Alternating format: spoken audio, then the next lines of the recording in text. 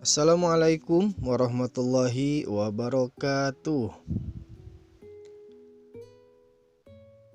Apa kabar hari ini anak-anak? Mudah-mudahan semuanya berada dalam rahmat dan lindungan Allah Subhanahu wa Ta'ala. Amin ya Allah ya Rabbal 'Alamin. Jangan lupa selalu menerapkan protokol kesehatan dimanapun kalian berada. Makan makanan bergizi dan selalu menjalankan semua perintah Allah Subhanahu wa Ta'ala agar kita terhindar dari paparan COVID-19.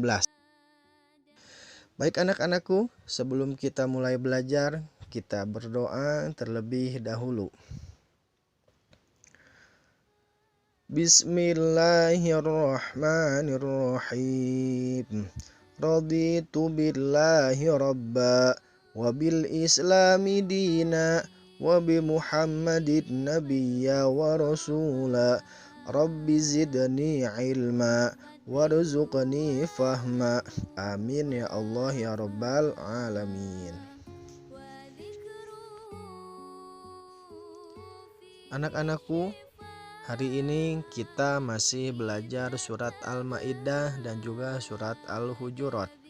Setelah kalian belajar membaca, kemudian menulis, kemudian menghafalnya, hari ini kita akan belajar mengetahui makna atau isi kandungan dari Al-Quran surat Al-Maidah ayat 2 dan 3, kemudian surat Al-Hujurat ayat 12 dan 13.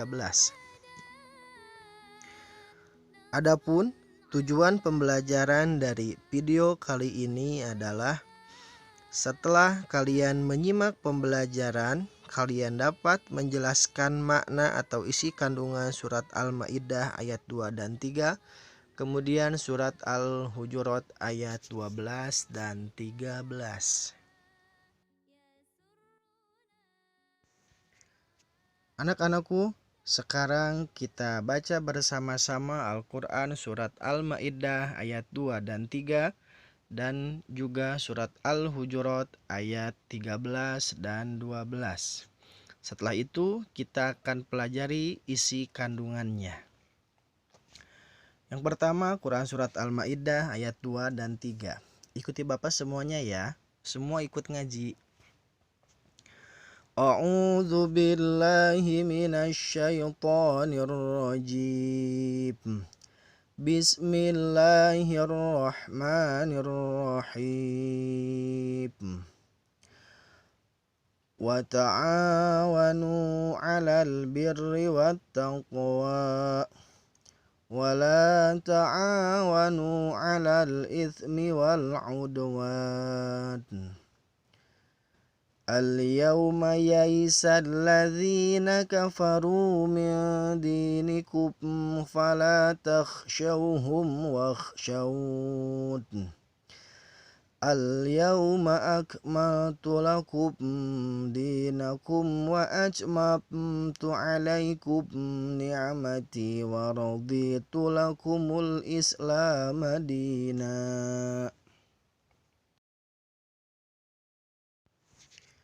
Sekarang surat Al-Hujurat ayat 12 dan ayat 13.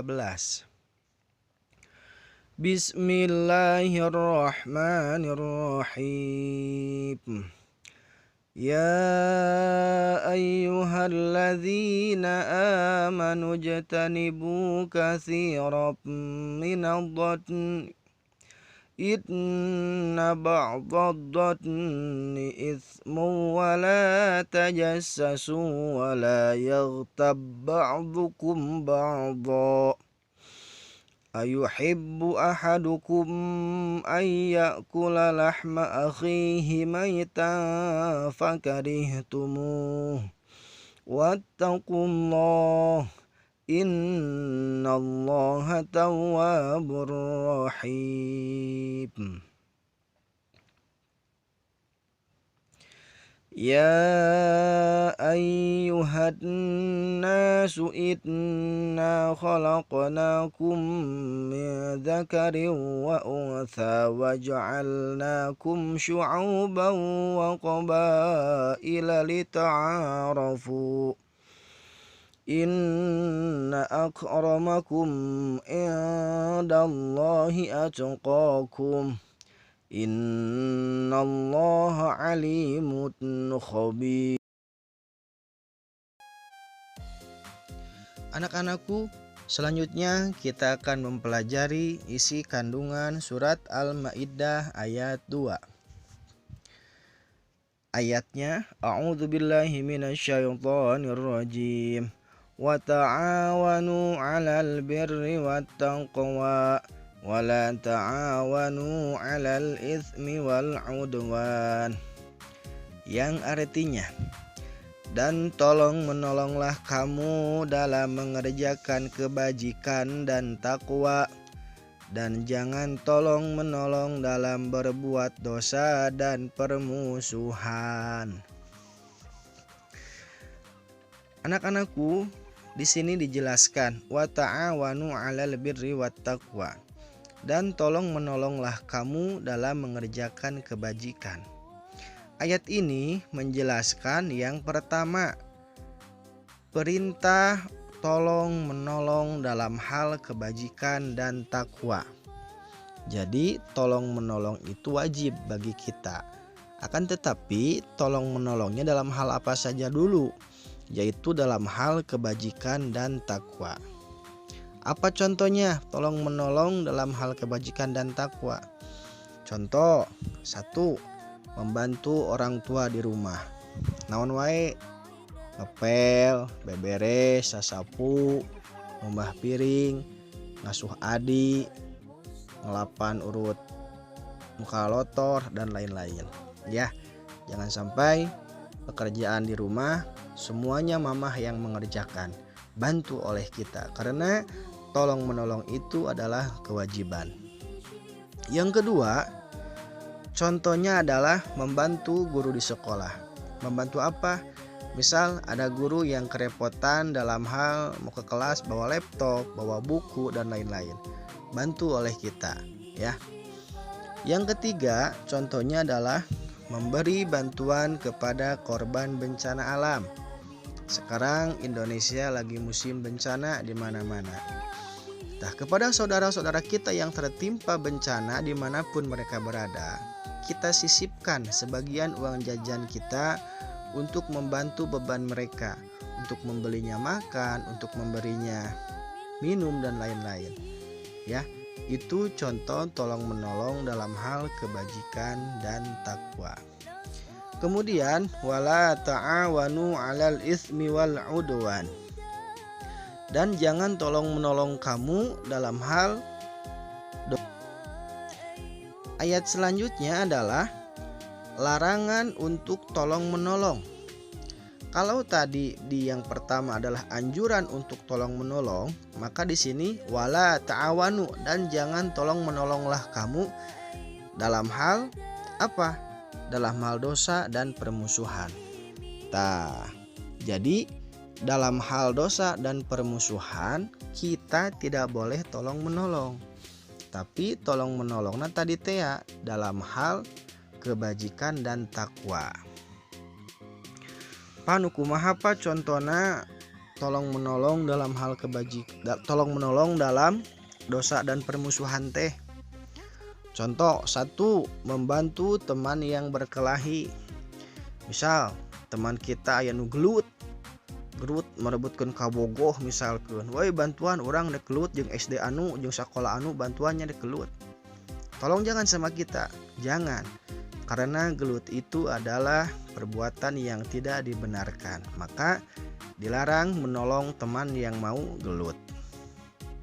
Yang kedua, membantu teman yang bolos sekolah. Contoh misalkan Asep bolos sekolah, dibantu oleh temannya Apud misalkan. Asep bilang ke Apud, "Pud, nanti bilangin ya ke ibu guru aku sakit." Ku Apudnya ditolongin, "Oh iya Sep, nanti sama aku dibilangin sama ibu guru kamu sakit." Boleh tidak tolong menolong seperti itu? Tidak boleh. Karena apa? Karena Apud sudah berbohong kepada ibu guru.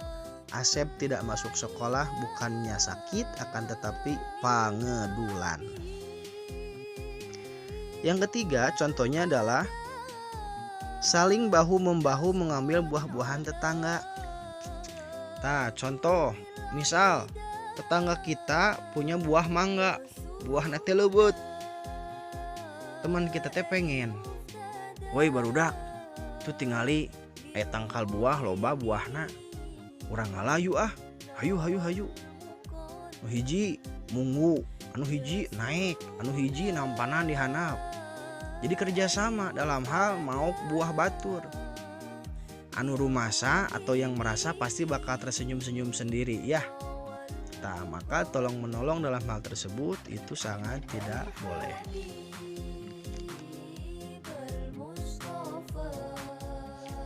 Selanjutnya ayat 3.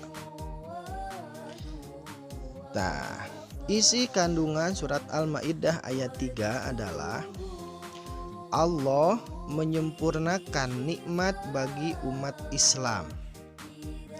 Dan nikmat terbesar adalah nikmat iman dan nikmat Islam. Dan juga Allah telah menyempurnakan dan meridhoi agama Islam sebagai agama yang hak, sebagai agama yang benar. Untuk itu kita selaku hamba selalu bersyukur atas apa yang Allah anugerahkan kepada kita yang dicantumkan dalam surat Al-Maidah, yaitu nikmat iman dan nikmat Islam. Untuk itu kita perbanyak mengucap Alhamdulillahirabbil alamin. Selanjutnya kita akan mempelajari isi kandungan surat Al-Hujurat ayat 12. Ayat ini menjelaskan, ya ayyuhalladzina amanu, hai orang-orang yang beriman, ijtanibu katsiran minadh-dhanni, jauhilah banyak prasangka. Prasangka itu apa? Prasangka itu adalah menyangka yang tidak-tidak kepada orang lain. Nah, prasangka itu ada dua, ada husnudon, ada suudon. Husnudon itu adalah berbaik sangka, suudon itu adalah berburuk sangka. Tah anu teu meunang mah nyaeta suudon. Naon suudon teh? Nyangka goreng ka batur atau berburuk sangka ka batur. Kemudian inna ba'dadh-dhanni ismun, karena sesungguhnya berburuk sangka itu adalah dosa. Tuh, dosa berburuk sangka teh geuningan. Wala tajassasu wala yaghtab ba'dukum ba'dha, dan janganlah kamu mencari-cari kesalahan orang lain, dan janganlah ada di antara kamu yang menggunjing sebagian dengan yang lainnya. Jadi tong neangan kesalahan batur, dan janganlah ada di antara kamu yang menggunjing. Menggunjing teh naon? Kumanya menggunjing teh? Jadi silih koyokan, silih hina, silih ledek, dan lain-lain. Nah ya, jadi diibaratkan anu tukang ngagunjing mah bagaikan orang yang suka memakan daging saudaranya yang sudah mati. Amit amin, a'udzubillah min dzalik.